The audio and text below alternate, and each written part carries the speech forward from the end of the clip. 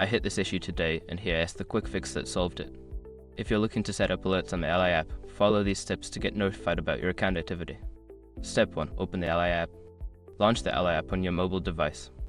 Make sure you are logged into your account to access all features. Step 2. Navigate to Settings. Once you're in the app, find the Settings icon, usually represented by gear symbol, and tap on it. This will take you to the Settings menu where you can manage your alerts. Step 3. Select Alerts. In the Settings menu, look for the option labeled Alerts or Notifications. Tap on it to view the available alert options. Step 4. Choose your alert preferences. You will see various types of alerts you can enable, such as transaction alerts, balance updates, or promotional notifications. Select the ones you want to receive. Step 5. Save your changes. After selecting your preferred alerts, make sure to save your changes by tapping the Save or Done button at the bottom of the screen. If you forget this step, your preferences won't be activated. Now you're all set to receive alerts on your Ally app. If you have any questions or need further assistance, feel free to reach out.